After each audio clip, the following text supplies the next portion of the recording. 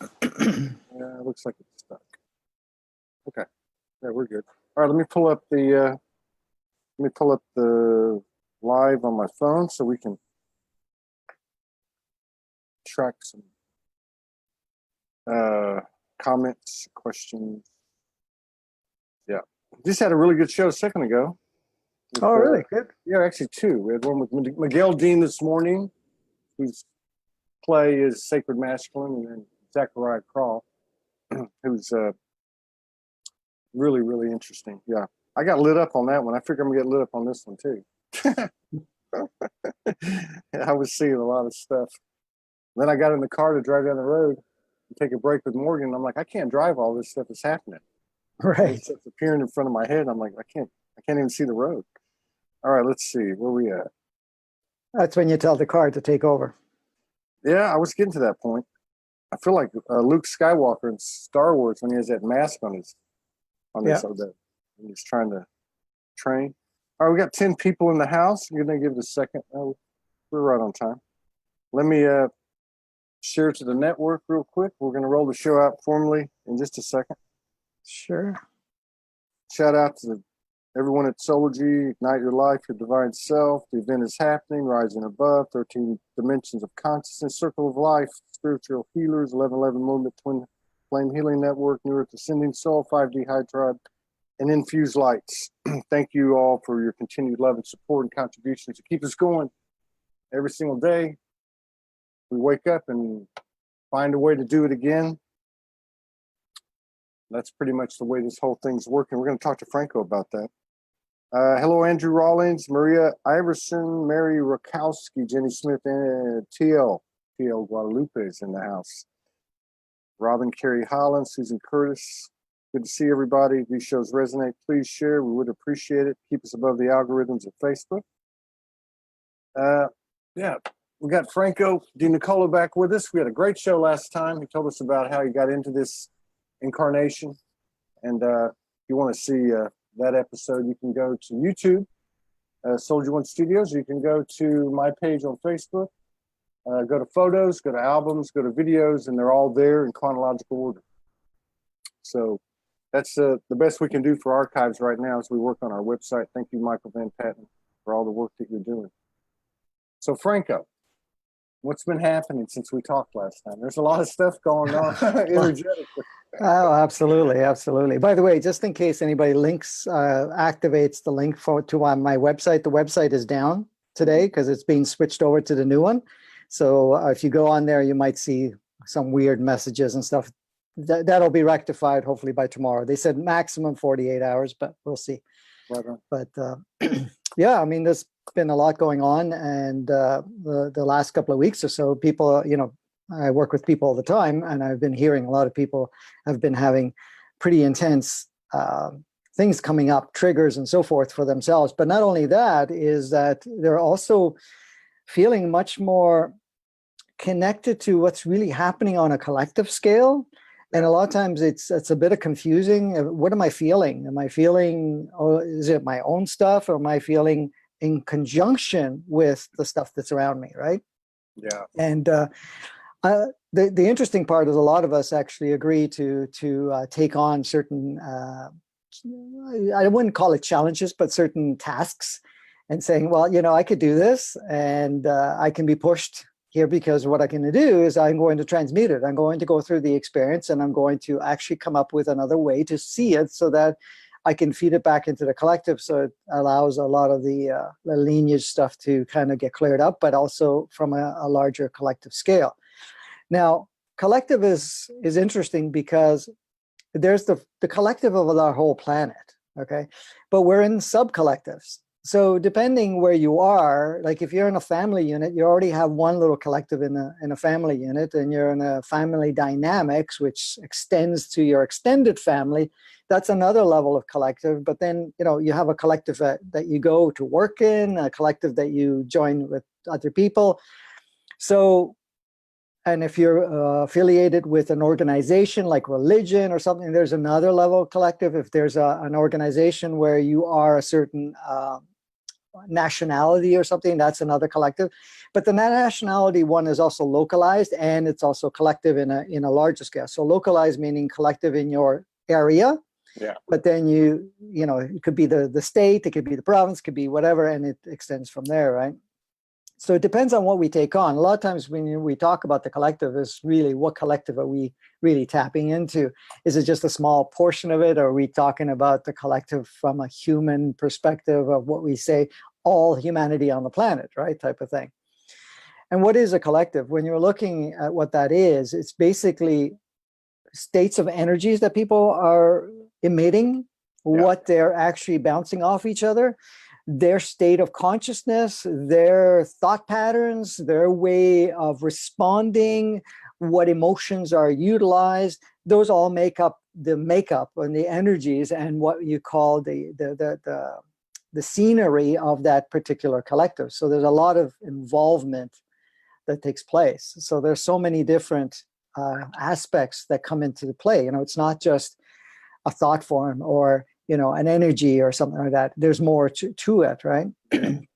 Where we find challenges, and this is what people are feeling, is if we still have some idea, concept, belief system, or program within ourselves that relate with a particular thing that's playing out, a particular theme or a particular thought patterns and so forth, we're not only just experiencing what our collective is transmitting, we're also feeling what we are activating within ourselves, because a lot of times we have emotional charges, we have emotional memories from, you know, various things that we've experienced in this lifetime, and sometimes we go into two different lifetimes, you know, and that almost needs a clarification, because we have two streams of lifetimes, you know, one is a soul stream and the other one is a human entity stream, you know, so that we can experiment and play with that if you want to at some point.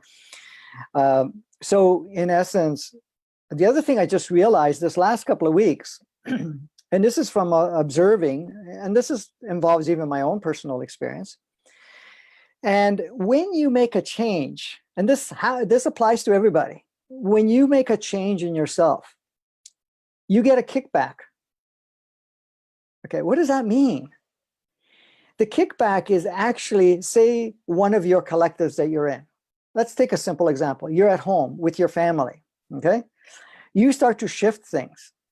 So you're in that more natural state, or you're shifting certain parts of your life, your reality starting to shift, your way of seeing things starts to shift, the way you respond starts to shift, and things of that nature.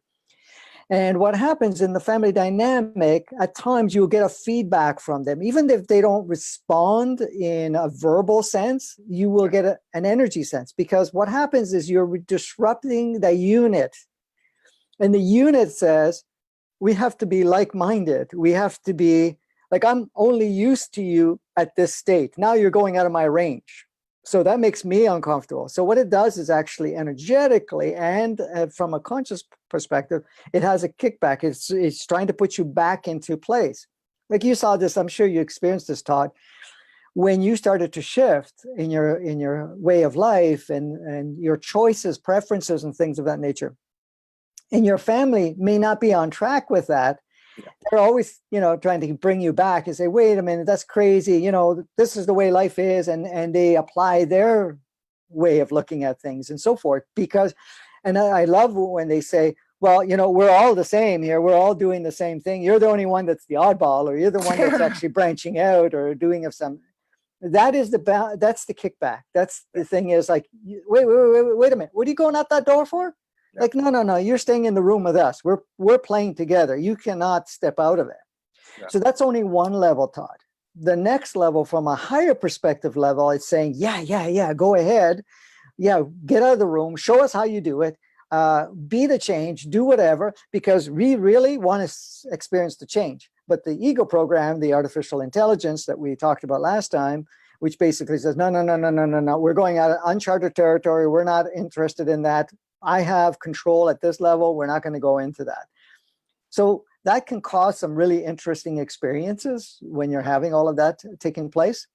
So I've noticed that then, of course, it extends to other levels of collective.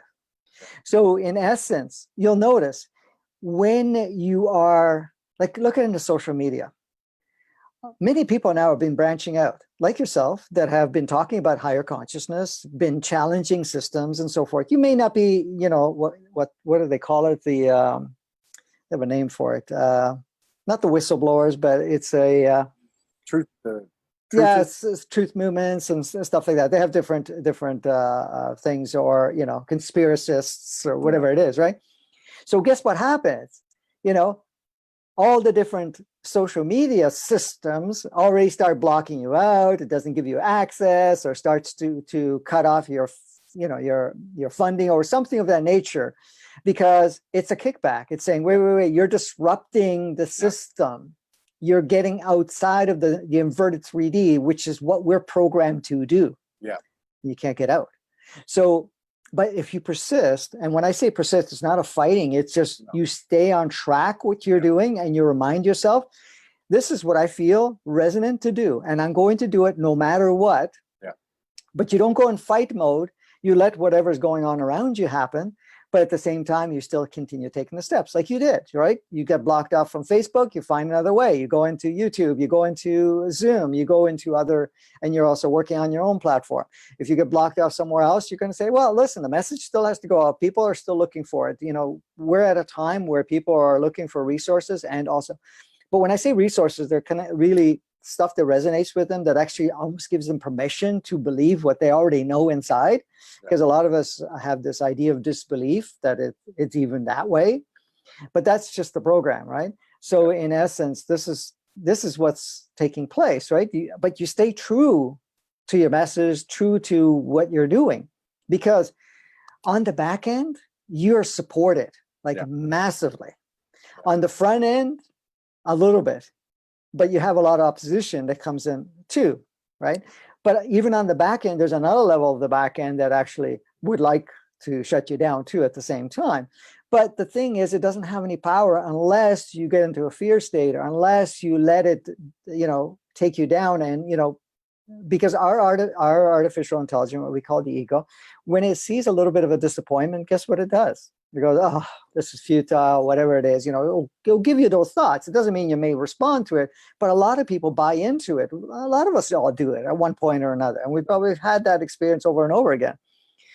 But in essence, you just remind yourself, oh, yeah, I see who you are. I see that operating system. I see that your purpose is to shut me down and not to step out of the box. But I'm not interested in participating. I'm not interested in giving any power to that. So I'm just going to carry on, regardless what you say and do, and whatever is triggered at this point in time, because I'm just going to do it regardless, right? And that's what you end up doing. And so a lot of people right now have been feeling that, and it's been accentuating in many ways.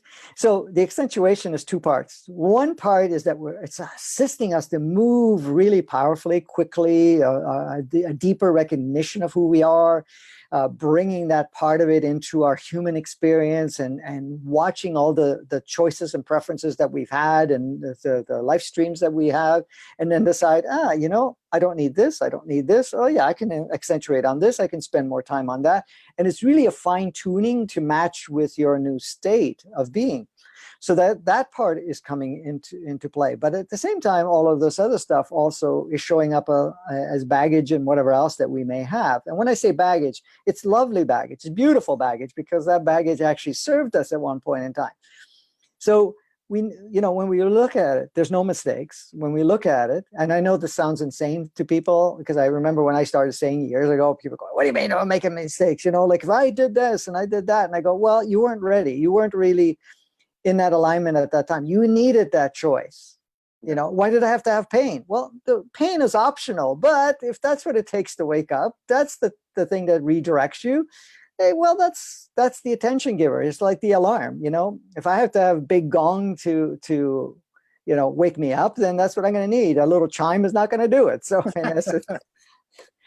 so we got to see, we make choices because it is exactly what serves us. First of all, the state of consciousness that we're in. Second of all, is because that's the journey that we need for ourselves. But there goes more than that, Todd. See, our journey is not alone. We're all one here, but we're all assisting each other. So at times, the choices we make, the engagements we have, are not just for us, they're for other parties that we have agreed to play with. So at times you may take on a role that may not be totally your thing. You're going to get something out of it no matter what.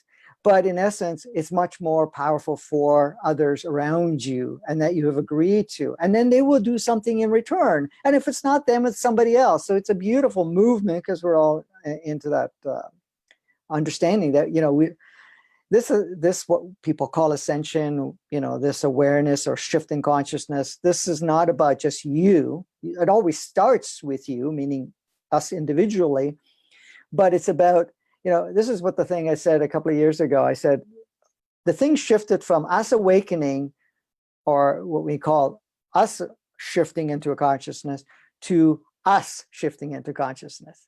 And that means us, all aspects of us that are on this playground and other playgrounds too. So in essence, it's no longer, and that's why when the oneness came in, a realization, because oneness always existed, but in a deeper realization where we're going to plug it into our reality creation, that it is not only the isolated one or the isolated us, it is the collective us. Yeah. Right? So it's just expanded where it is. So in essence, by assisting others, and that is not taking responsibility or carrying anybody, but when we're assisting each other, we're assisting each other to remind ourselves to be able to help them walk through whatever they're going through, but never, ever, ever, ever are we fixing anybody or carrying anybody or need to do any of that. And this whole thing about healing too is the same thing, right? I hear that a lot, and I don't want to offend anybody because there's a lot of power given to that whole idea that we need to heal our past, heal our shadows, heal this, heal that, heal our bodies, whatever it is, right? Really, what is healing? The sense is, there's something wrong and then we have to heal it, or that something is real that we now have to go through this whole process. What we're doing is we're just looking at whatever we've experienced, process it to get what we need out of it because it is for our highest good, no matter what. And then just transition it, transmute whatever it is. The same thing with physical ailments. Why is physical ailments there? You either took it on because that's your wake-up call, or you took it on because that you have wanted to be of service to shift a certain pattern or something of that nature. But it's not about healing it. It's about really just basically getting into it, experiencing, and then transmuting it, or in essence, transforming it. Because I used to say to the healers all the time, and I still do actually, when they're saying, well, we're doing healings on people. Well, no, you hold a certain energy, a certain channel of energy to allow them to access that so they actually transform or shift from that pattern of thought, that pattern of emotional response or energy that they're in. That's all. Yeah. You're just doing that. You're not doing anything. Nobody's ever broken.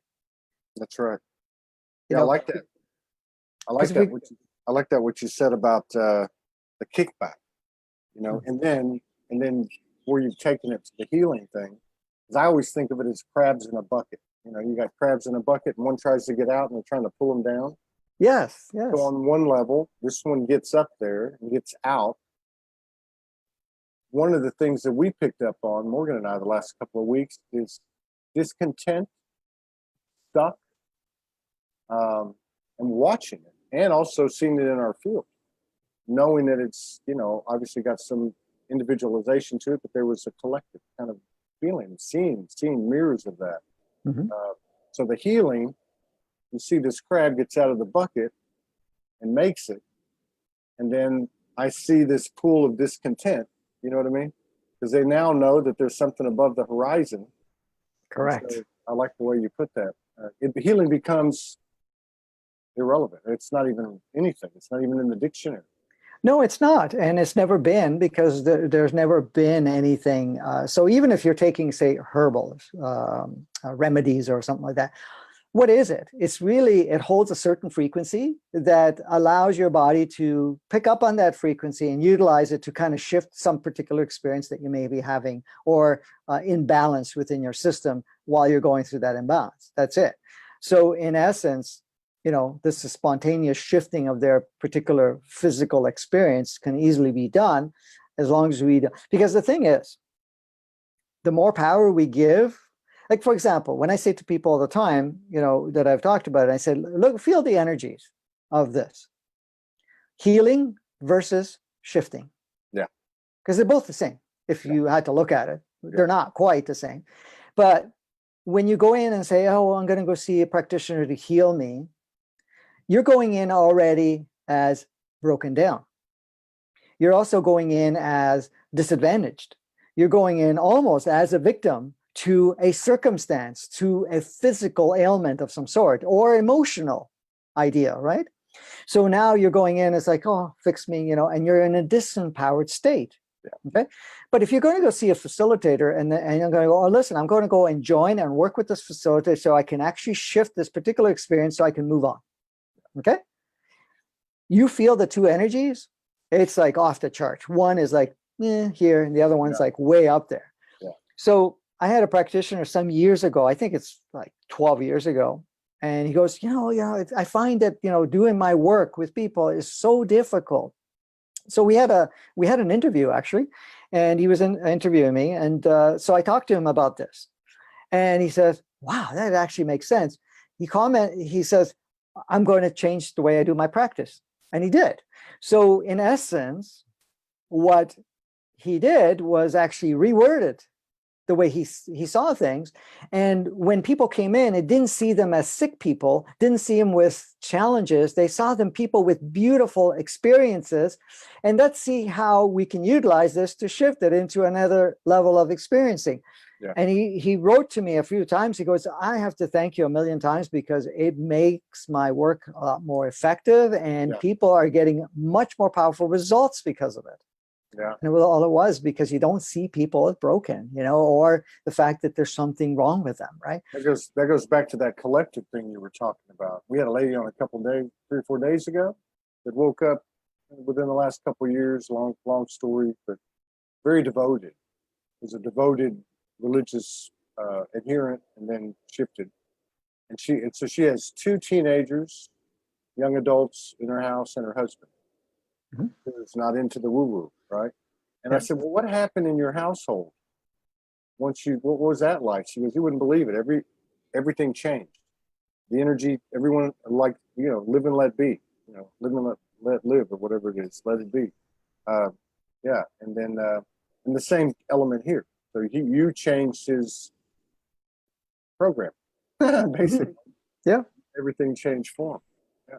Well, the thing is too, you activate certain energies within people or certain states within people, depending on what state you're in. So if you're in a state where you're feeling uncomfortable, then the environment is going to respond in that uncomfortable, because the environment, your other playmates in your life, are going to have that part of themselves coming up. So that's the first part. The second part is there's a beautiful agreement at a super conscious level, which is basically a soul or higher self level, that are agreeing unconsciously to our awareness of being, in the mind state that says, listen, I need some help. I need you to push my buttons. I need you to act a certain way, be militant or whatever. I'm just giving you examples so that I can actually get to the point of saturation where I finally say what you just said is like, okay, it's okay. Whatever happens, happens. I'm going to go with the flow, whatever. And then they don't have to play the roles anymore. Yeah. So I've seen it in so many times, and I've seen it in my own personal experience with my own family. I don't engage. I never did want to engage in the fight mode or, trying to prove mode. But in doing that, I noticed that the reactions and the response and the engagement that I had with certain individuals in my family were very different than my siblings' interaction with the same people. Like my parents, for example. My interaction with my parents was not going in and fighting or trying to prove anything. It was like, oh, you want to have that experience, you do it. But I did not in quite those words. Yeah. But with my 2 brothers, for example, or siblings, they kind of, stand different. I got to, prove, and I have to be my own man. I got to do whatever. And then there was always conflict, and there was so much yelling and so much, power struggle that was going on. And then I would walk in, and it's just like, didn't matter how much was going on, because the thing is, I didn't engage into that because I didn't need to play in that game, right? So their role changed. All of a sudden, it's like you're almost seeing another version of your parents. It's like they were just about to kill each other there with my siblings, and they're okay now, right? But I can relate to that. Yeah. I'd have a shift, working with Morgan. I'd have a shift, and I'd wake up the next day and say, you look different today. You're different today. After a few months and her giggling under her breath, I said, that's not me. It's you. I'm like, oh yeah. But on another note too, when you brought this up too, in regard to things like that, revelations, epiphanies, things that served us, like you said, a lot of that stuff coming up. We ran into a guy 2-3 days ago, went to a little event at a house. Real interesting situation. The guy's hiking 15 years ago in the jungle on the north side of Hawaii and finds this overgrown structure with all this, vines and trees growing all over it. So he decides to clear it. Has a pool. I mean, it's obviously a very nice house. It was just left unattended. And there's a story behind it. He still has use of it sometimes. But I said to him, so what's your story, man? What happened during these 15 years? And he says, oh, that's just sawdust. I said, sawdust? Yeah, that's just sawdust, And I totally agree with him. What matters is where we're at and where we're going. But in terms of forgiveness, in terms of healing, some of these things that served us, it's like we can let them go now. Mm-hmm. Like they're not in the dictionary anymore.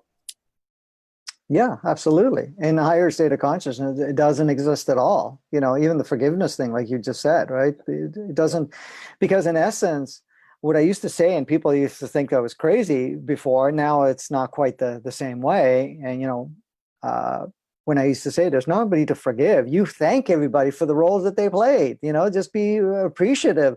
I thank you, I love you, and for what you've done, even if there was somebody that was playing the bully or playing the really dark negative role or something of that nature, because in essence, they've been of service. Yeah. You're only going to have the experience that you either call upon, and you don't call upon by mistake. Don't think it's all this law of attraction stuff where, I attracted it because, I was having negative thoughts. No, it doesn't work that way at all. That's a whole different topic. But in essence, it's like, no, this is what you needed to have that experience to create an intensity and a saturation before you shifted from it, or you no longer required it, made it obsolete. I don't have to go there anymore. So what you're doing is you're always transmitting. I need players or playmates that will play this particular role because I have this particular story, program, and so forth that I've labeled myself and I'm attached to, that I'm ready to let go of. Because in essence, it's slowing me down, makes my world smaller. Like this is the thing about the crab you were saying. So you're basically, what happens to the crab, the one that makes it out of the bucket, okay, after a little while realizes it's in another bucket. It's a bigger bucket, but it's in that bucket, right? Yeah. So in essence, you get out and I arrived in whatever it is. And it's like, oh, whoa, shit, it's just another bucket, a bigger one. Okay, I got to get over this one, right? Yeah. And that's what we're doing. So basically, when you get to the point where you're free from all the buckets, then at that point in time, you don't have that. But what do you need? You need some facilitation, some assistance sometimes, or by other playmates. I'm not talking facilitators. I'm just saying anybody that you play with, right? Yeah. And I'm sure you've had the experience. And I've done this many, many times over the many years now, several decades. There are people, and I'm sure you've done it, and I've done it many times, where you have somebody say something. For example, I've had one particular person that used to be a certain way in my life, in my younger days. And it's funny because I met up with this individual quite a few years ago now, but I remember talking to him and I said, that time you acted this way and so forth, and you really, really, made life very challenging and so forth. And he goes, I did? And he had no recollection of it, right? And he says, if I did, I'm sorry, but I don't even realize that I actually even did that, because in essence, they were in an unconscious state at the time. They just acted out what they needed to act out. They weren't aware of it. We've done it at the same time. How many times have we said something and go, where the hell did that come from? Why did I just say that? Right? Yeah. Because the individual that was there, or whoever was there, needed to hear that, and you would be the best deliverer of that. Yeah. Now, one other little tidbit there. a lot of times what happens is the playmates that play the particular roles that we need are very already skilled. That's kind of their automatic default. So they're good. So say you need to meet up with somebody that's angry. So to kind of shift something within you. So usually you elicit to somebody that's typically angry, to kind of play the role being angry towards you, just so that you can see your programs, your responses, and so that you can make a shift in. But sometimes what happens is we're exposed to these people and we still don't get the message. So then what happens? We now invite somebody that is not naturally an angry person. That would, and when I say angry person, doesn't have that as an automatic default or a program, right? So in essence, all of a sudden they lash out at you. Yeah. Guess what? It's even more powerful. It's like, whoa, what the heck happened? This nice person that's so sweet all the time just yelled at me. That's that extra emphasis that you need, that oomph, to be able to finally get it. I go, oh, okay, I see it now, finally, and I'm going to pay attention and start to shift some parts of it, right? So it's a beautiful dance, Todd, how all of this is playing out. Yeah, it really is. It really is. I got to tell you, too, 3 or 4 minutes into the show, when you started coming in, the intro of what you were talking about, what you've been talking about, you were morphing in front of my eyes. I've been having a lot of weird stuff happen, and it's all cool. We're all multidimensional, but you were actually morphing into I would have to say, I don't know if it was a galactic aspect, but it was definitely not earthly. I just thought I'd let you know that. Yeah, that happens sometimes, and not everybody can see it, but yeah, you saw it. I usually try to keep it in check, but I have 84 different souls that I actually like to take the driver's seat in communicating. So in essence, most of them have never been human before, so they have a tendency to almost kind of shapeshift. I've changed into what looks like an alien or something like that, or some other being. I'm used to it with Morgan. So there you go. Not a big deal, and it has happened on a few shows, but the energy is really, really powerful today. I wanted to ask you about monads. Mm-hmm. What are your thoughts or your perception of monads? Well, I'd like to understand what you mean by monads, because there's a lot of different interpretations. So that'll help me hone in a little bit more, and then I think. I don't really know the ins and outs of it. I mean, the number 12 has always been, since I woke, has always been there. So every day, all the time. 3, 6, 9, and then it's 12. So I think I might have mentioned this to you. So we had here, and I'll describe it by describing the experience. That's the only way I could really do it, I guess. So it's made of 12. We had an experience here first of the year where we were invited to step into a monad. It seemed to be my 12 and her 12 is how I would describe it, because there was 24 in that meeting. I think we did talk about this.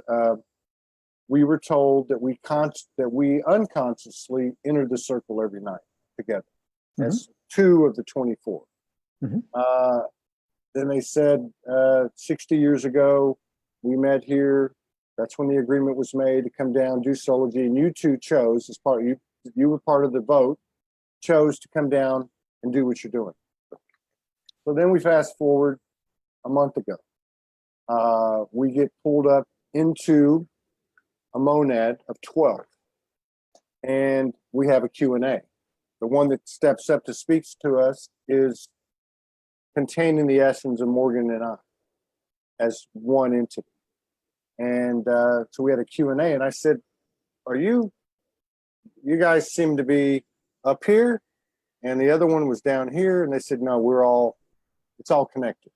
So that's kind of the short of it. Now, one of the reasons I'm bringing it up is because a few nights ago, we stepped into the monad, right?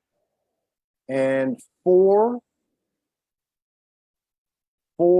energies of that monad presented themselves to both of us. We had a triad merging with each one of the 4. And each one of the four showed us who they were, and they were incarnated, and we know them. So that's as much as I know about a monad. Okay. Okay. All right. I just wanted to get a feel of what you knew of it. And the number 12 is significant because, in essence, you can call it monads, you can call it soul families. Okay. So basically, each unit with one oversoul is made up of 12 different signature souls. Now, the signatures are very alike, except for the last two digits, per se. It's like we're talking digits, we're talking codes. Okay. Yeah. All right. So in essence, each one of us has a twin. Okay. And the twin has an exact same signature, which we're connected with. So in essence, there's two versions of the same soul with the same signature, same frequency, having two different experiences. One can be on planet Earth or some other planet. Another one could be a non-form for a period of time or on a different planet, but there's always a communication. So when we're talking about, soulmate, not soulmate, sorry, twin souls and something like that, that's what it's referred to as two souls with the same signature. That was kind of an experience that was it wasn't a separation, it was a duplication and then allowing these two to go there. However, they actually make one unit. Once the two finish playing in their realms, in non-form, they unite into one unit, okay, with one same signature, bringing in all the experiences of each of the duplicates going out to play. Yeah. But so each one of those units make up one soul family, which we call one monad, with an oversoul, or what we call the center cluster, which is basically the whole unit that keeps the whole thing together. Yeah. And each one is a double, but a lot of times they count as, so sometimes you could see it as 24 if they're still showing up as 24, but a lot of times because they're so already linked, they don't show up as 24. They almost show up as one. So when you're having a gathering of that nature, then you have a situation where you're basically connected to all 12. So when we're connecting from a heart level, we're connecting to our own soul, our own higher self. We're also connecting to our twin soul, but we're also connecting to the oversoul, which is the first unit. But that's only the first unit, because then there's another 12, that's connected to that one. Yeah. And that 12, and then there's other 12. So in essence, when you get together with Morgan, for example, she has her monads, or we can call her oversouls, or her soul family. And within the soul family, at times, because you've each agreed to come and play together and to play a specific role, the two units, the two clusters of a monad have made an arrangement to share back and forth, and a lot of times they're very close, that they already were part of the same, same cluster, for example, even though they're two separate units, right? And separate because they're working what looks like separate, but they're all connected anyways. There's no separation. So the main cluster, the main encapsulated cluster is 144 souls. Okay, that's one major unit. But you could look at 144,000 units, make another level of cluster, and so forth, right? But because the clusters are intertwined, almost need a board to write on. But anyways, there is all of that going on. So each of the soul groups are actually facilitating each other to advance at this point. Yeah. Now, the beauty of that is that not all of them are on the planet. Right. Some of them are in non-form and are as guides, or they're just basically holding space and sharing.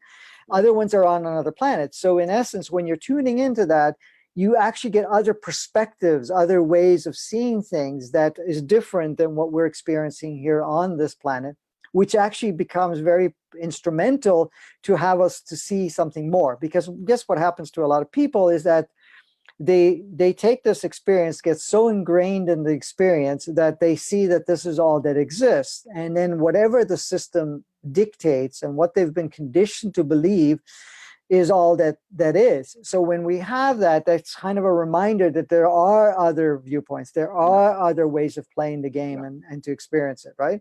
Yeah. So a lot of that has been happening overnight at nighttime, you know, and or in altered states, because sometimes this is happening while you're just doing your regular routine stuff, right? Yeah, There's a part of you. like I was driving down the road a minute ago. You know, this sacred geometry message is popping in my face. I'm like, exactly, because it's so important right now to keep things going. You're going to see that. And it's interesting because you'll see sometimes flashes of different sceneries. Yeah. It's like you're just talking everything out, and now you're seeing you're almost seeing like yourself, you're somewhere else. It's like there's another scene. It's like, oh, okay. Yeah. And you just keep going and you see another one and so forth. It's just giving more information of what another one of your monads are sharing with you. And sometimes it's the whole oversoul, right? So there's a lot of upgrading going on because of that, you know. And the other thing is too, you start to notice a lot of more things moving around you, you know, and it's almost like you see the layers, you know, for example, it's like a television station when it starts to pick up some other station partially, so you kind of see the shadow thing going on there. Yeah.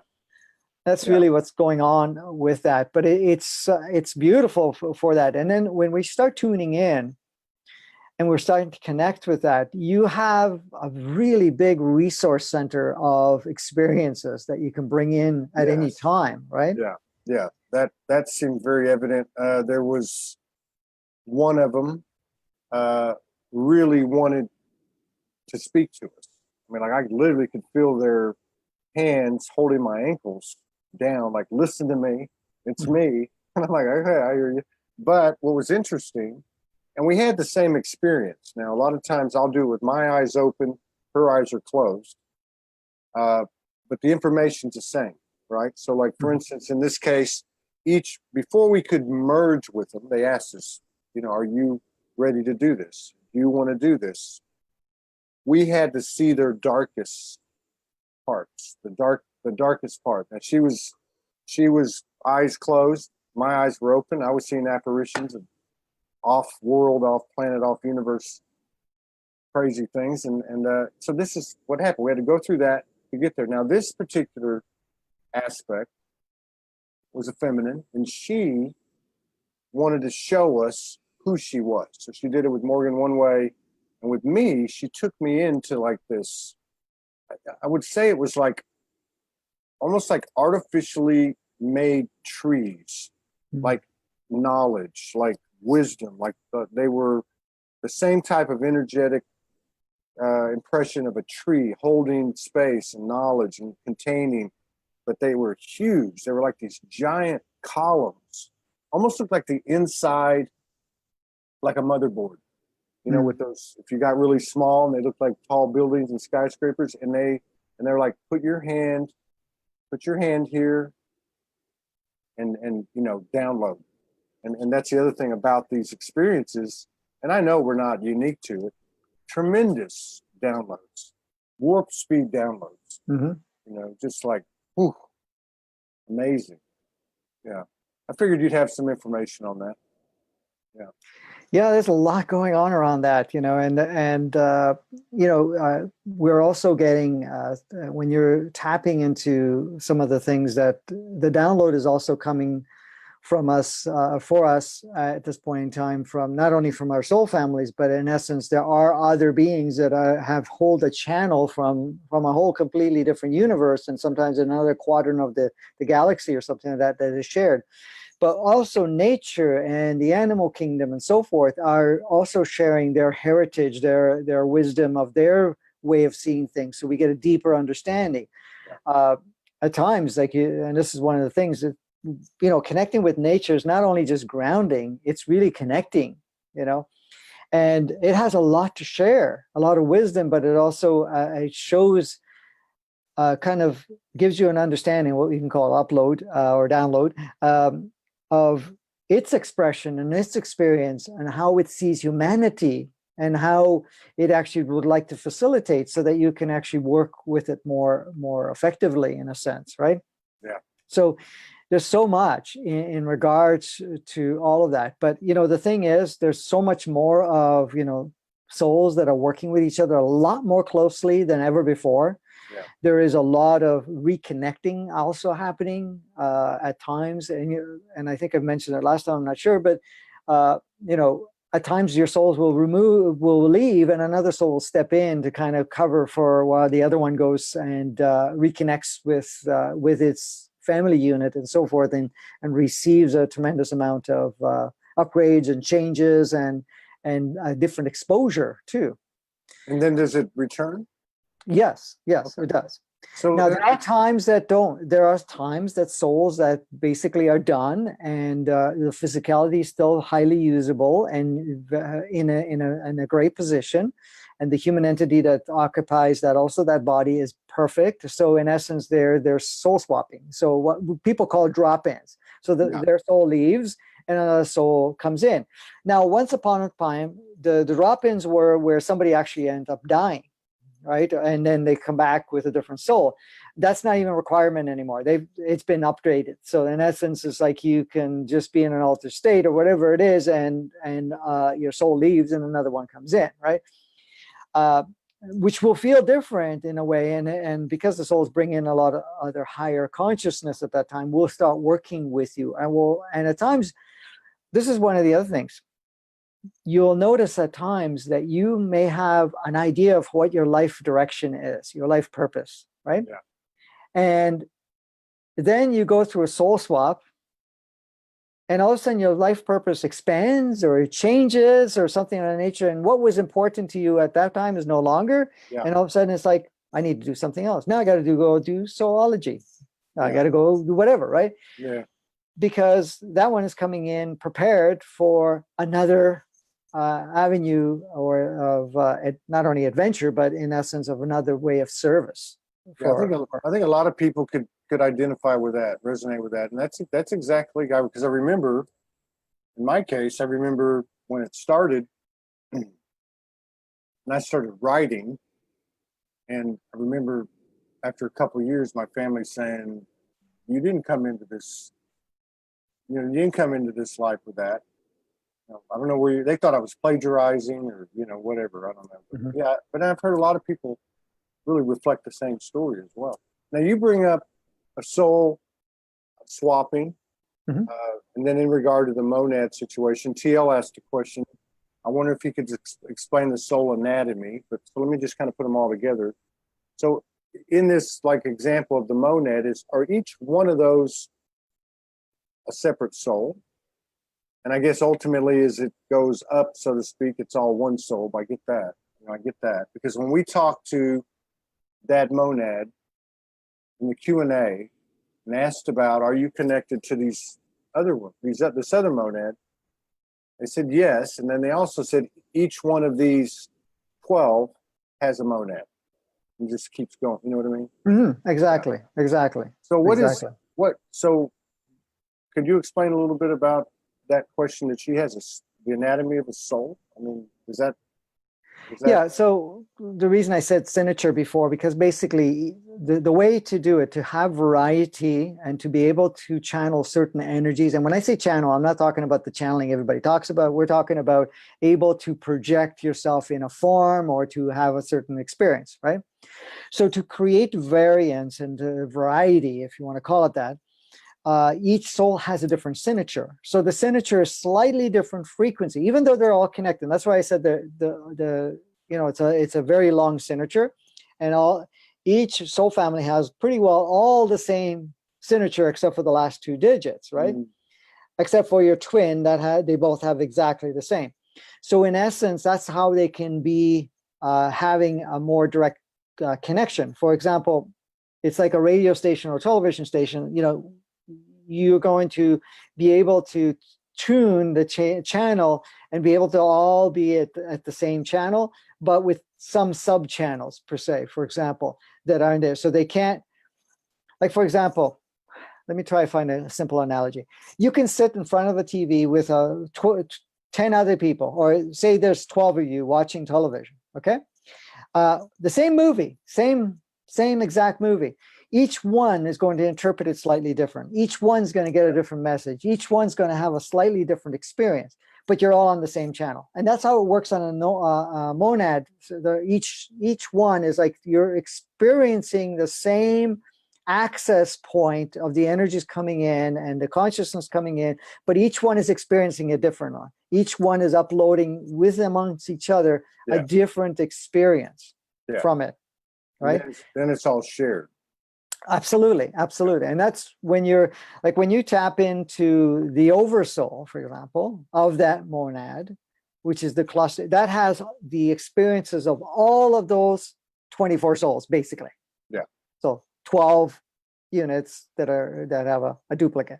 So you're accessing all of that. All that wisdom includes your own of your own individual soul. So the soul itself is basically its source itself, operating in a specific frequency, in a specific range, with a specific accessibility to be able to experience itself in various playgrounds. Because what are planets? Planets are playgrounds.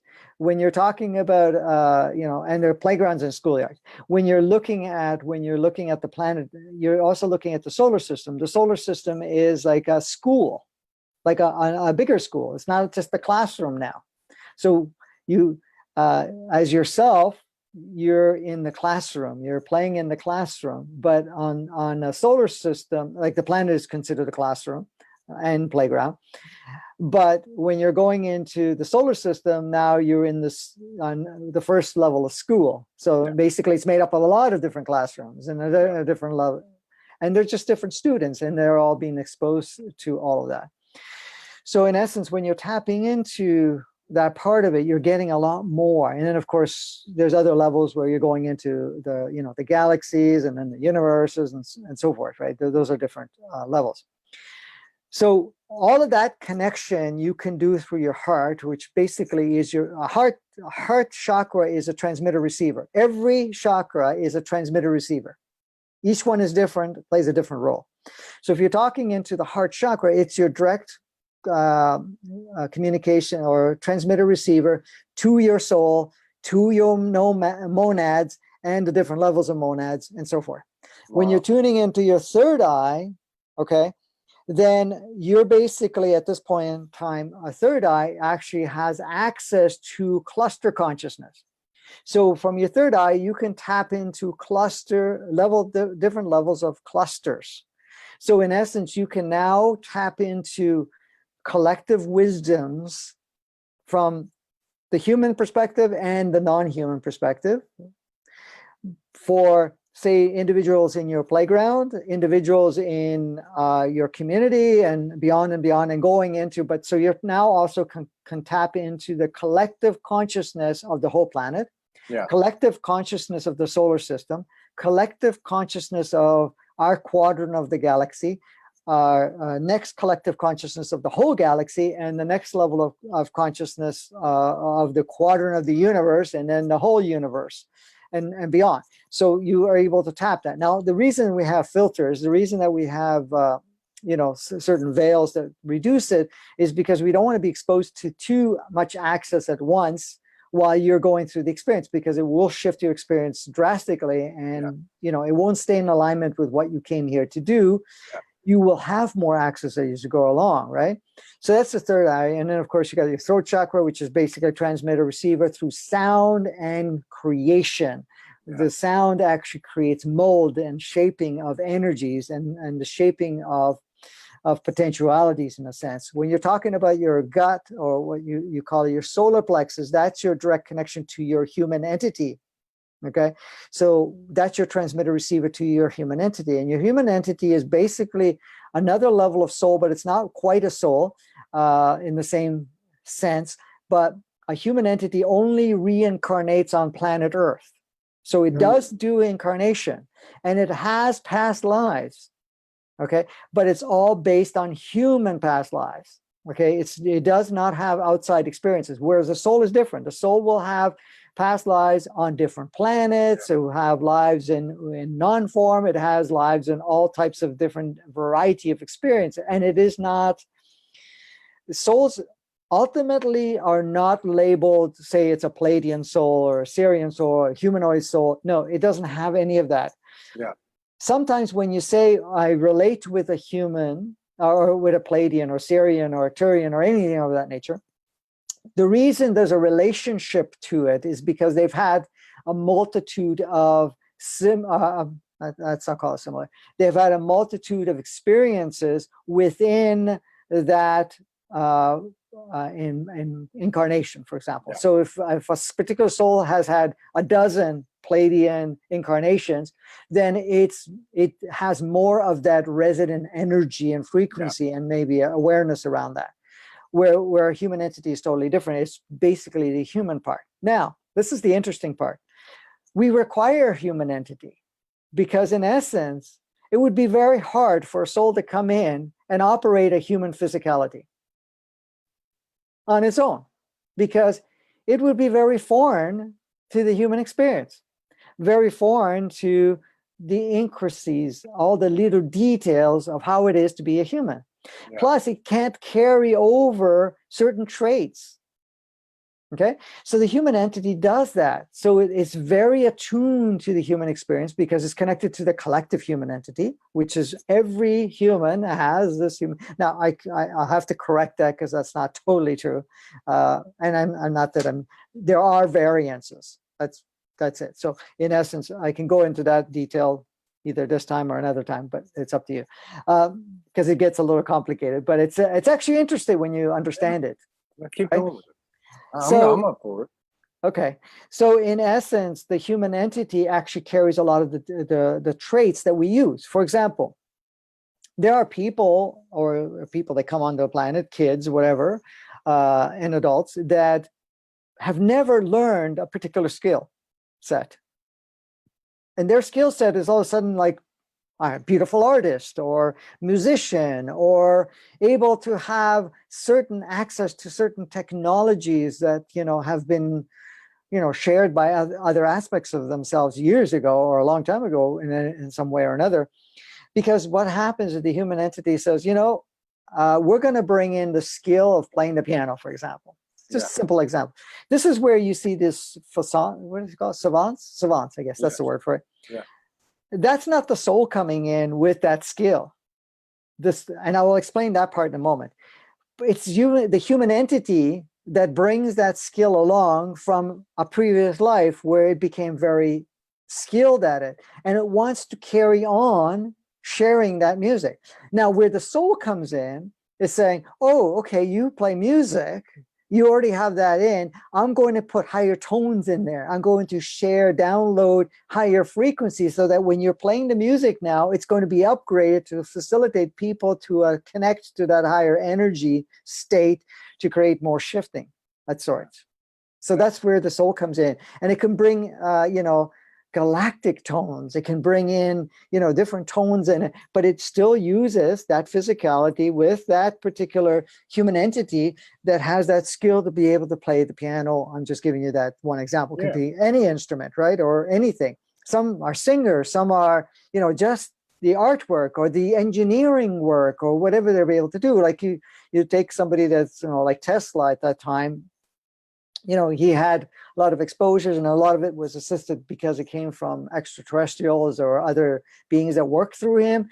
But that got all stored in the human entity. So there are other versions of him, because sometimes the human entity, what it does is it replicates itself, and it produces a few people going in that have somewhat similar skills, not identical, but similar skills, so that they can be in different parts of the world to be able to bring new technologies into our reality here, for example, right?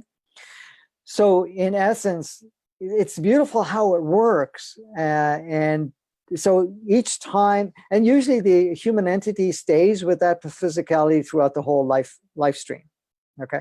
Where soul is less apt to do that. It basically does that, but that has changed over the last decade or so, because there's a lot more. And I wanted to explain the soul swapping thing a little bit more in detail, because look at it this way. What happens to somebody that's living in one community all the time? sometimes they get comfortable with the community, but they don't make much growth in the community because there's so much similarity, so much, of the same.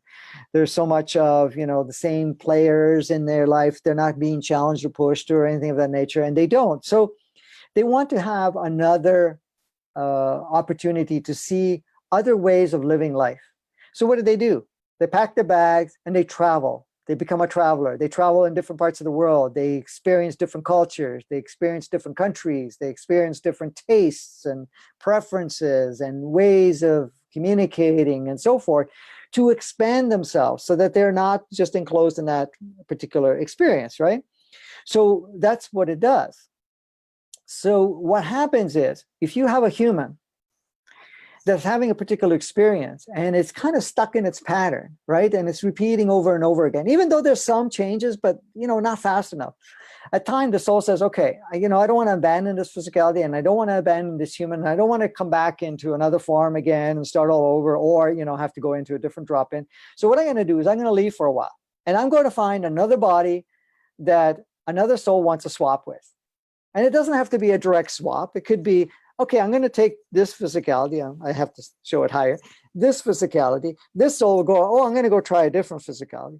And what it does is expose itself to the life stream of this other individual. So it actually gets an opportunity to experience something different, actually access a different level of consciousness and experiences because of it. Then when it chooses to go back, it's more enriched because it's had. Now, sometimes some of the souls will have multiples, will go to several.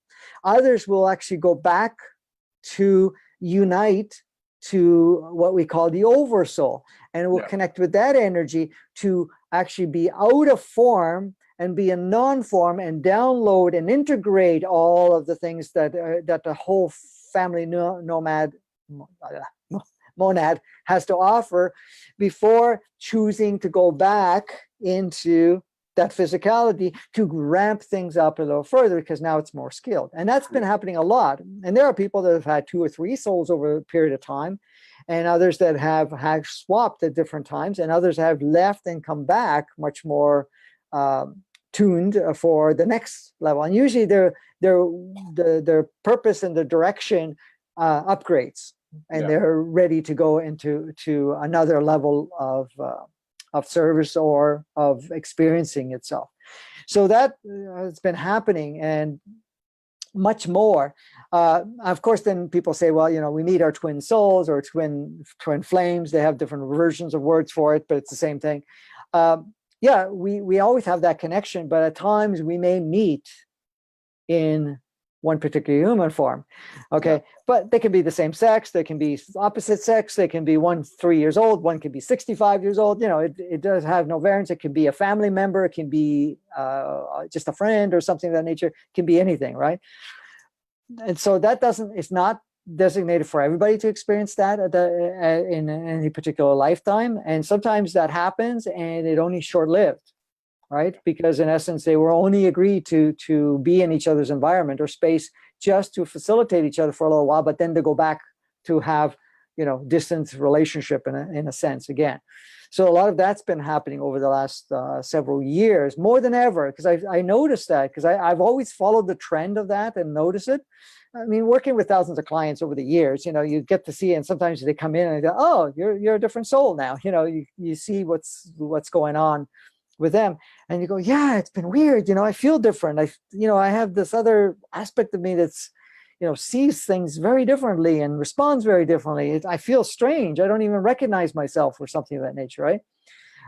So, I look in the mirror, I'm looking at it and I go, who is this? It's like, it's almost a stranger, but it's because the eyes that are looking through it from a soul perspective is different, right? Yeah. And is not accustomed to that part of it.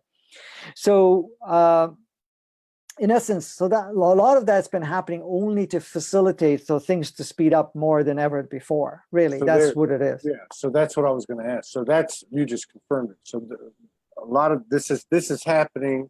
It's accelerating and happening more frequently because it's basically ramping up because we're getting upgraded. They're going to gather the information, come back, and further facilitate what's happening. Yeah, so it's not only it's the upgrade and stuff, but the other thing is too, it's exposed to other energy. For look at it this way: when you travel internationally and you're exposed to another environment and people differently and how they their energies are, you're exposed to other energies. Not only their way of life, but you're also exposed to different energies.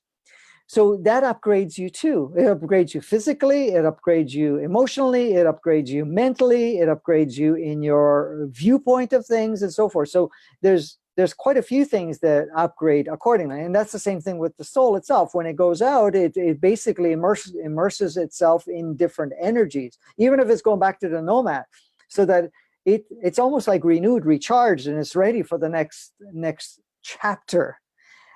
For the experience. So that resonates.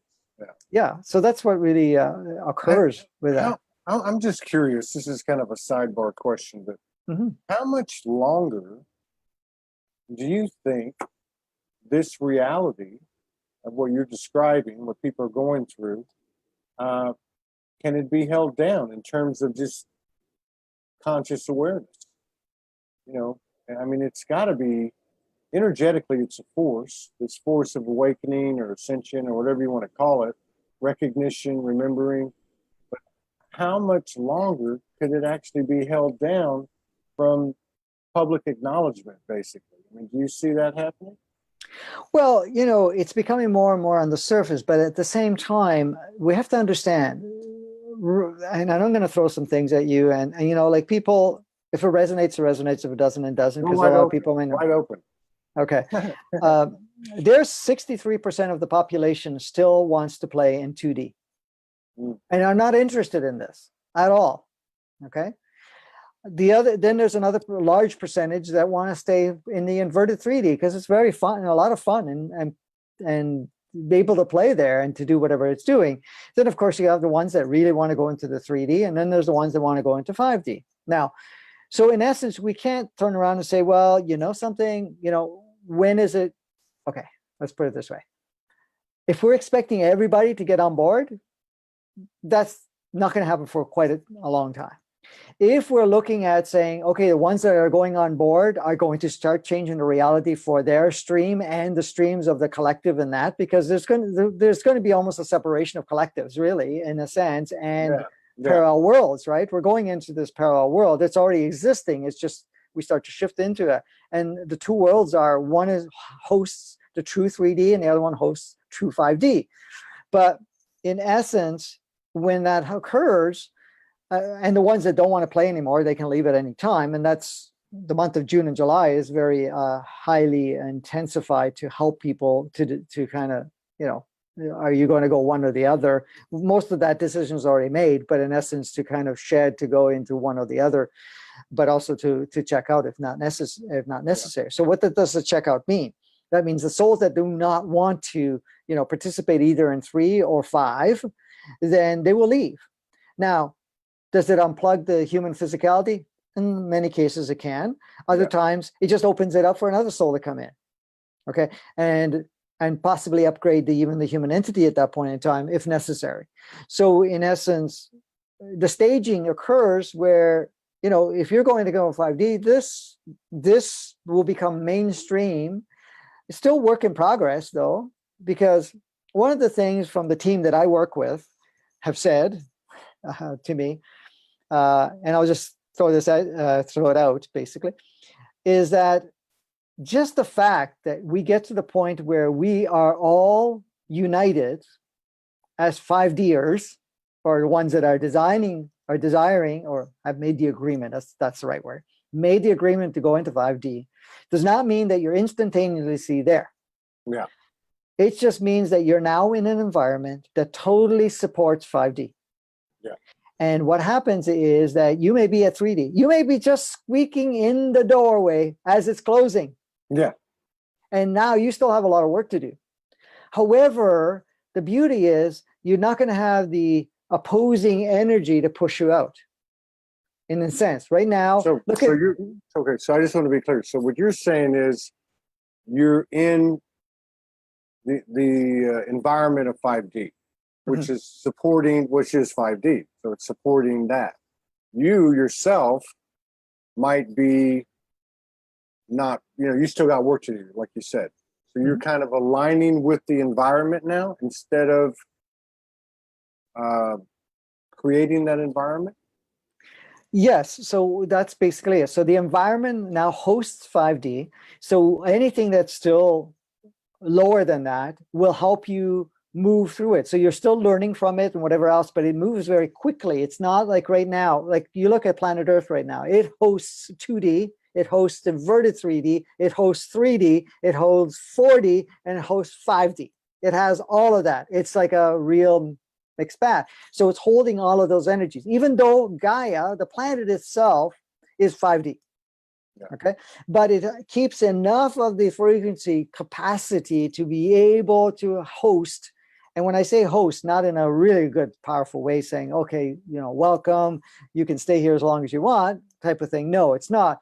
But in essence, it's saying, okay, I'm going to allow you to still be able to do whatever progress you can do for the next few months or whatever time, so that then at that point, the kind of the two channel energies become very prevalent, even though they're in each other. It's like two Earths in each other over layers, like two channels on the same TV set, sort of thing. Yeah. And then what happens, you actually don't stop seeing, or you see less and less and less until you don't see anymore the one channel, which is the 3D, if you're in 5D. And if you're in 3D, you don't see the 5D. And the 2 and the inverted 3 disappear. In a sense, they either merge with one or the other. And it's literally, and I'm getting this because I'm also getting this as in just looking at where I'm at and what's happening. So it's like the multidimensionality part of it is actually multiple dimensions right here. These multiple, because like for instance, I could get on a plane, I could go to my hometown, see my family. It's 3D or 2D or inverted 3D. I mean, I can go visit there at Theraclete. Same thing would apply, I guess, as well, right? Yes, exactly. You can visit, but that's not where you want to spend your time, and you feel comfortable in. Say it's a short visit, that's great, but after that, it's like, okay, now I got to get back to my residence. I'm just not going to visit. Period. Now, well, eventually they're not even there to visit anymore, because in essence you can't visit them because they won't really be in your frequency realm. So you can't just you get on the plane, you go there, and they're not there because they're on that kind of that alternate Earth that's still another channel that's part of our Earth, but we're not going to see them eventually. I mean, that's basically what the intent is. So even the memory of them and the attachments to them and what they represented to you fade away too, in a sense, right? So in essence, it's like, it's like some of your friends that you may have had, growing up, and it's like, you barely remember them at times. Some people you barely remember, some you still remember, or whatever it is. It's like, and you never see them. You never even run into them or anything of that nature, because they're kind of, you're in a different space for each other. That's just giving you a micro of the macro, right? Yeah, I got it. I can see the trajectory of that. Now you talk about the human being not quite a soul, but seems, I know there's more to it than that. And then there's the soul. Can the humans thinking align with the soul it contains, like in one voice? Can it align? Yes, and that is one of the the direction that it's doing. So basically, it's a harmonizing between the body, the mind, the soul, the human entity, becoming aligned where it has one teamwork goal that it works. I don't like the word goal because it's, but direction in a sense. So it all works. And right now, it's all fragmented in most cases for people. But as they start to align, you become even much more powerful creator in a sense. Yeah. We're always creating and so forth. But, at the same time, we have different viewpoints of creation. The body wants something, the ego wants something, the entity wants something, the soul wants something else, right?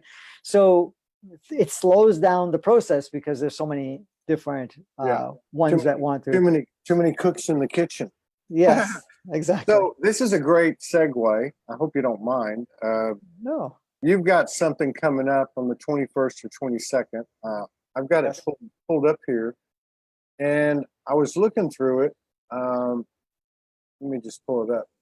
So, and this is what you're talking about right now, and I love it because I have this. I don't know. It's a language I understand, and I want to just read a little bit about it. Now, this is a workshop that you're having. I'm assuming this is on Zoom. Is it on Zoom? It's on Zoom, and it'll be also transmitted on Vimeo. It's on both. Okay. And of course, once you register, you get the links with the password to get on it. It's a private transmission. Yeah. So it's a live stream workshop, and it runs about 6.5 hours. Now, so you guys, this link is on my page. It's on the Soulology pages. It's on Franco's page and Franco's other page. If you want it, hit up Franco, hit me up, and we'll figure it out. Now, the things that he was talking about here, what he's going to be presenting, he says, are we constantly creating every second of every day? Is it possible to not create? Are we creating on purpose? And is there a purpose that goes beyond our mind's understanding?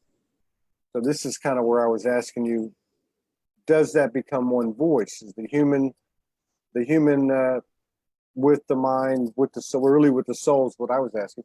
Why does it sometimes appear that we're unable to create what we want? Now it goes on and gets in a little more depth in this intro to the stream. But I guess my question is revolving around this first paragraph, and really the last question, where I think a lot of people are. Why does it sometimes appear that we're unable to create what we want? Could you expand on that a little bit? Would that be okay? Yeah, absolutely, absolutely. And this is the reason we did the workshop, because a lot of people think that we're not good manifestors or creators, or that we're not in charge, or there's something else in charge, or that we're just a victim, and whatever is presenting. So we are always constantly creating. We're creating exactly what we need when we need it, how we need it, but it looks at a bigger picture than just, I want to create this experience. Because, for example, if you want to create a particular experience, the question always comes in, why do you want this experience? Okay? And the reason you ask that question, because there's usually a story behind it. I want this experience because that way I feel better about myself. Or I want to create this experience so that I don't have to suffer anymore, or that I do not have to play the game a certain way. I want this to identify, to feel that I'm liked by people, or accepted by people, or whatever, right? It depends on the story. Yeah. But if we're creating it in a sense where we're creating the playground so that I can just experience opportunities for further advancement, further connection, further of service, or something of that nature, then it's very different than I want money. Okay, what do I want money? It's not that you can't create that in your reality. I'm not saying that at all. Yeah. But in essence, if that's going to be what changes you, then it becomes a solution, but you're now getting the main theme of what you need to get out of it. So in essence, it's like, I want to get out of discomfort. Well, you have to be out of discomfort first, and then everything else plugs in afterwards. So in essence, at times our mind goes, oh, this is my solution. If I only had that, and you want to create that, but you're going in there to create first because there's a lack or an idea of a lack. Then you're trying to create it because it provides a solution. Okay.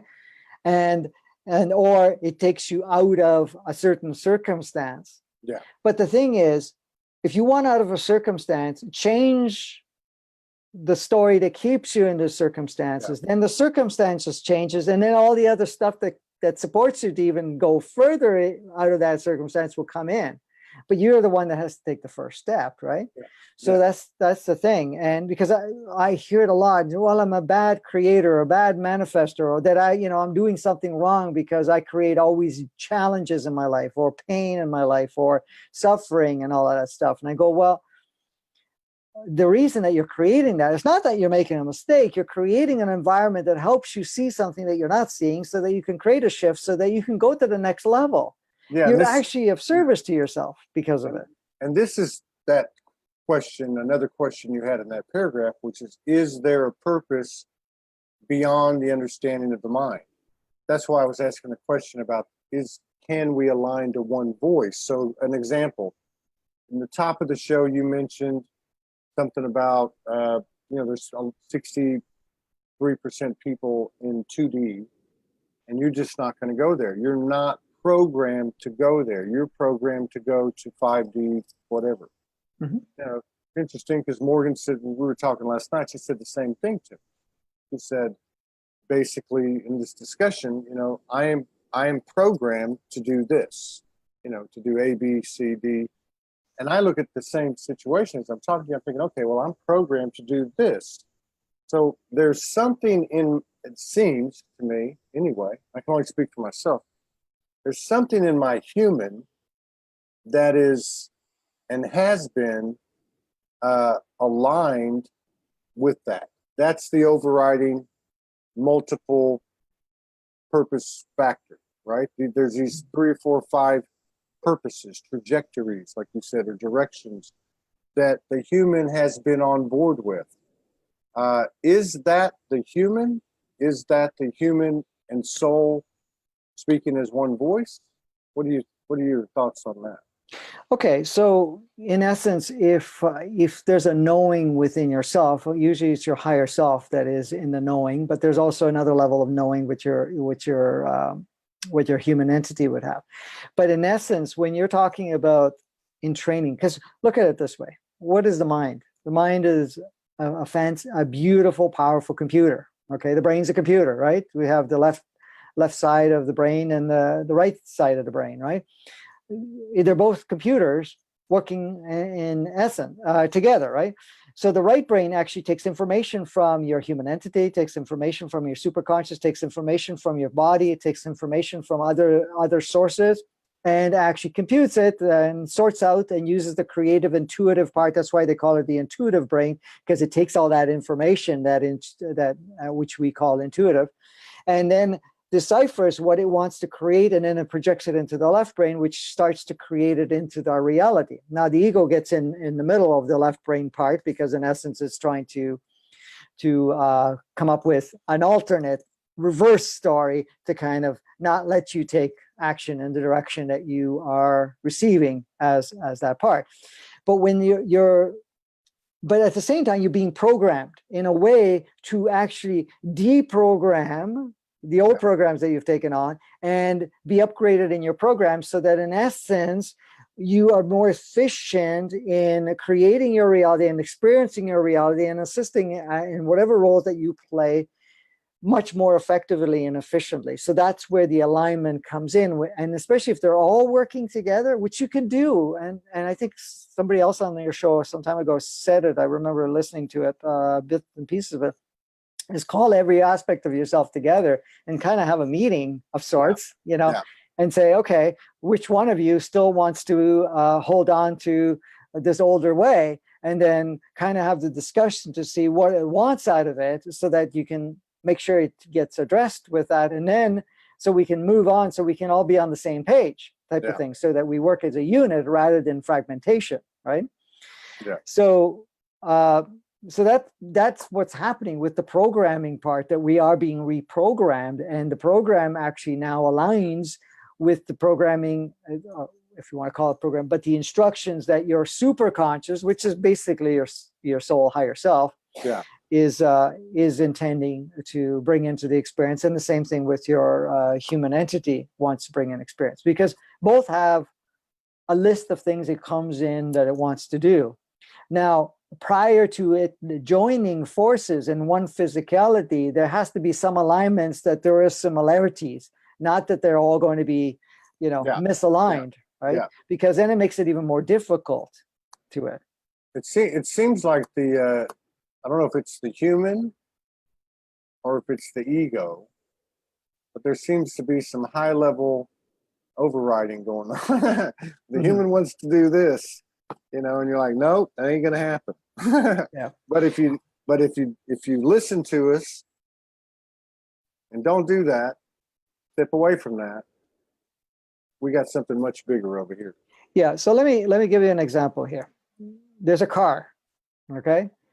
The car is designed to have capacity of performance, moving, doing whatever it does. But really, it doesn't do anything until somebody gets in the back, in the driver's seat and drives the car, right? That's what I'm saying. Yeah. So it depends. So the human part is the car. Then you have the ego that wants to be the driver. Then you have your higher self that wants to be the driver, and you have also the human entity that wants to be the driver. So you can have them. What happens a lot of times is the ego can get so powerful, so good at what it does, it goes into the driver's seats and pushes everything else into the back seat. But what happens a lot of times when you go into 2D, basically they end up in the trunk with their mouth and hands duct taped. They're not even in the car, they're in the trunk, right? So, and then the ego is driving the whole thing. And ego is all programmed, operated, and it's actually getting new instructions all the time from the artificial intelligence, or what we call the inverted matrix, and so forth, right? So yeah, so when we look at it, most of the time when what your example you said, like it's saying, I want to do this, I want to do that, or it gives you one story or another, and you say, no, we're not doing that. You're basically communicating with your software, which is the ego, really. Yeah. It's like, because the body is the body, the mind is the mind. The body's the car. Yeah, so that makes sense. The body's the car. We just need to duct tape and bind the ego and stick them in the trunk. Yeah. Or just get to a pit stop, leave them there, and take off. Yeah. Well, I think we're headed. That seems to be, like based on this last show we did with you. I mean, that transition, of course, in the terms you use, to me, are much easier to understand than a lot of the things that are put out there. To go from this inverted 3D to the real 3D and the 5D and so on, that it would be ruled obsolete, and it's not even in the trunk. It's left at the ego graveyard or something. I don't know. Yeah. Well, the thing is, it's like any software or anything. Some people refer to a virus and so forth. In a way, it is, but it isn't. It does compromise it compromises the experience. But at the same time, we can't see it as something bad because we agreed to take it on. We agreed to transmute it and then make it obsolete, right? Sort of thing. It's like even all of this, the systems that we have in place, the systems that operate our world and then make the rules and all of that stuff. We've agreed to it. Do we still have to adhere to it? When you get to a certain level of consciousness, no. But I can tell you one thing, Todd, and I'm sure you've seen this yourself. There's a lot of people that are afraid of change. They're afraid of letting go of the status quo, even if it's uncomfortable. Yeah. And somebody used the analogy, what did they say? It's better the devil I know than the devil I don't know, or something of that nature. So it's better that I'm in this state, but I understand this state. I understand that, there's a government and an education and medical system and this and that everything is backwards and so forth. But I understand it because I've been in it for a while. I'd rather keep that than actually let go. Yeah. It's so weird because the uncomfortable zone is the comfort zone. You know what I mean? Well, that's exactly. And the uncomfortable is only because you're not familiar with it, and because the ego will keep projecting. Oh, wait a minute, that's dangerous there. We have no proof that it's going to be any good. And the fact is, now look, you're okay, it's uncomfortable here, but you're safe here. I'm keeping you safe. I'm keeping you in this box. Look at this box. I'm fortifying the box so that you can't really get out of it too easily. Yeah, we're going to paint it. We're going to repaint it. No, I mean, we got to jump through the dream catcher. That's life. That's living, We got to jump through the dream catcher. I mean, it's well, look at our true nature, Todd. Our true nature is source nature. And what is source? Source is always expanding. Exactly. It's achieving higher and higher aspects of itself. And that's our fundamental state of being, from a essence of existence. That's what we are. We're not stagnant. We're always progressing, always growing. So when you have on an experience, the experience is to continuously grow. Our experience is about moving, it's shaping and expanding. That's natural for us. Yeah. The stagnation is just an illusion of safety, because if you get out of the box, it may not be safe, and you can get hurt and this and that. Yeah. But these are all illusions, because it's not true. You will only have the experience you have. Like, I can tell you, you can protect yourself all you want. And I'm just giving you an example. You can protect yourself and say, well, I'm terrified. But if you need a particular experience, it doesn't matter how much protection you make, whatever you do, you're going to have the experience. Yeah. Now, you can be as loose as possible. You can be as wild as possible. Don't even think about protecting yourself. And if you don't need what you can deem a negative experience, you won't have it. It's not possible, because in essence, you only create and co-create and agree to have whatever will serve you. It's not the actions. Now, what happens? This is the beauty of it. If you're so stuck in protection, you're going to be challenged many times. Doesn't matter how you protect you. You're going to be exposed in a way that actually tries to shatter this idea of protection, only for one factor, so that you finally surrender and get out of it. That's the only reason. Yeah. Here. I can prove the wild part. There you go. But I can prove it both ways. So, what you're saying is very, very true. So I've had people that turn around and say, I've lived a wild life. I should have been dead 100 times over, doing things that were so dangerous. So if I look at it now, it's like, holy shit, I did that and I did this. And nothing ever happened to them, in a sense. And they're mesmerized or even freaked out about it. It's like, wow, I don't know what was protecting me. In essence, because at that time, they were just in total experiential mode, and they didn't even give any thoughts. At that point, they didn't even think of something bad's going to happen to me. They're just in for the party.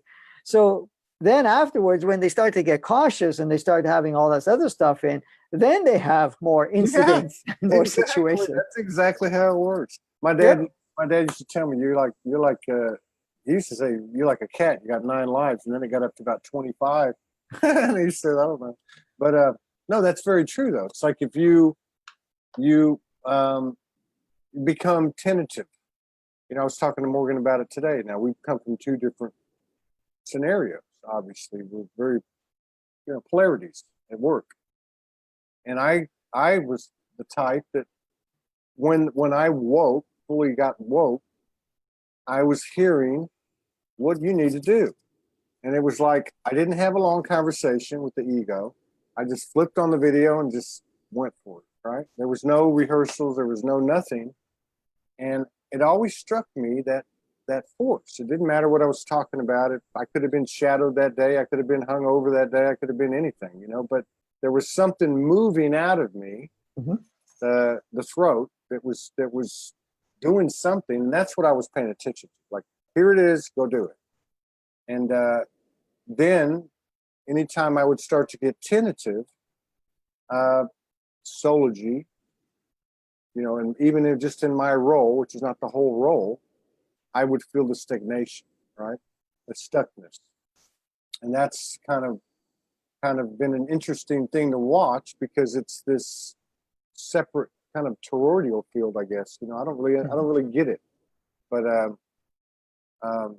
it's interesting how these third energies, I don't know, what would you call that? I mean, I just saw a picture today, and it was a triangle on top, it was a triangle on the bottom. I watched it in my head. They came together, kind of like a Merkabah, but they weren't pyramids. And then in the center, there was like an egg formed, right? And then I was like, okay, it's going to be seated. As soon as I said it, it got seated, and then it created this toroidal field. And I'm thinking, okay, how does that work? How do you influence that? How do you create with that, And after listening to you and the different voices, so to speak, that we're dealing with, I go back to, is it aligning all those voices? And like you were talking about, the 2 was on the show today with Paula. And when that aligns, then you create a really powerful force at that point in time. and then it's an endless energy source, and it moves powerfully, and it affects anything in its space and throughout, right? So this is why we're doing that, because that's where you're accessing that source essence of yourself and expressing it and experiencing it in that you're bringing it into the human experience, basically. Yeah, I can see that now. I can see it. Thank you. I can actually see that. So I can see it. It's the same thing as, say, divine marriage. You do this in here and then it comes out. So it's the same type of template. So I align into one voice. I'm with a partner. She aligns into one voice. We align into one voice. And then each person that comes into the circle, yeah, I can see this. Yeah. And that's exactly, because you described it perfectly. Yeah. Great Thank job. you. Well, it's easy talking to you. Okay, so man, I just got a big one. My head's tingling really bad. Can you see that on my head? No, okay, so let me put this back up again. This is the year we've talked about it, or I talk about it.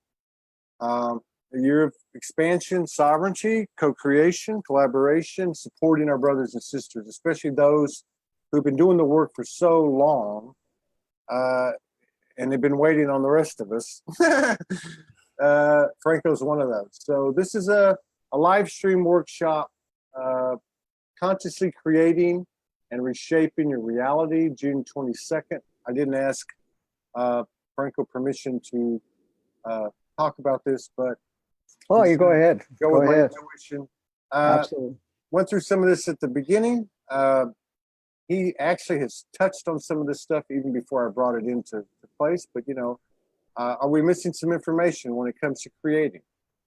This, of course, can lead to frustration, anxiety, because shouldn't it be easier? Have you ever wondered how we really create our reality and what is involved? Are we fully responsible for everything that we experience in our life? Now, he kind of touched on that, which is very interesting. I think this is a great opportunity for anyone who's seeking out there. 6.5 hours. I mean, if I look at the 3.5 hours plus that Franco and I have spent together, I can see very easily where he could move, he could cover all of these subjects in great detail and still have a lot left over. And the thing is, too, we do hands-on work. We do processes, not only guided, but activation meditations. So there's a lot of tools that are shared. So it's not just information. So it's information, tools, and processes that we do. Yeah. And I connect with everybody while we're online. And we also lock it into the recordings, because if it's this Saturday, it's this coming Saturday. So if you can't be there live, then you can also access the video and audio recordings, because all of it will be recorded. And that way you can actually repeat the process or be able to access it at that point in time. People that come to the workshops always find it that is very powerfully transforming for them. This is there for whoever's ready for it. Yeah. And one of the things about creation and all of this, looking at your life and saying, well, I don't really like my life or anything of that nature. Well, this kind of helps you look at it in a different way and also really get into the driver's seat sort of thing. Yeah. So, and that's what the whole thing is consciously, instead of just subconsciously or unconsciously creating your reality, you're consciously creating, redesigning, and your own reality, your own life stream, and so forth, right? Yeah. And so that's what the workshop is about. It's for whoever is open for it. We keep it very cost effective for what you get, and it's a good source material. This time what we're doing, and we've done this for a while now, is if you're on the live stream, you also get the recordings automatically. Yeah. Okay, so even the $65 Canadian that you pay, and there's small service charge through Eventbrite, which is a few dollars. that you'll be able to be on the live stream and also get the video and audio recording. If you can't, then for $45 Canadian, which in American is probably what, $38 or something like that, or less. Because of the exchange. You actually get all the videos and audio recordings, and they're all broken down into the different subjects, so you can repeat various subjects as you're going through whatever you're going through. And it's a good resource material. And anybody else after that, we also have various other workshops that we did earlier this year, that are also available, and also the retreat that is a 5-day worth of content is also available. And we have another workshop, another retreat coming up on July 28th to August the 4th. It's a full 7-day. The package includes accommodation, food, and the whole experience. 7 days connecting in nature, and also, I mean, there's a lot of processes that they get a lot of content. It's mind blowing what they get. This is very cool. Now, do you do this with a group? You refer to a group you work with, but I mean, is this mostly you, or do you have other people helping you?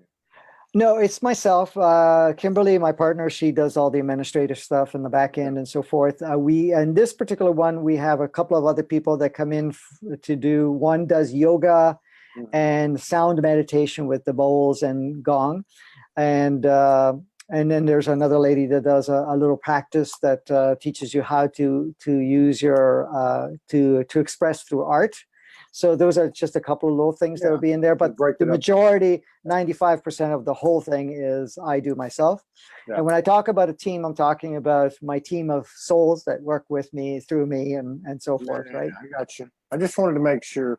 And also, so I could segue into, maybe we should do some type of collaboration here in Kauai.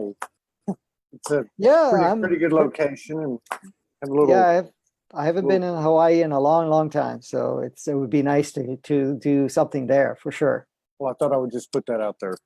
I know we're going to talk tomorrow. I look forward to that. I look forward to collaborating with you again, be it in Kauai or anywhere else, or here online again, because I love these conversations, and I think people are getting a lot out of it.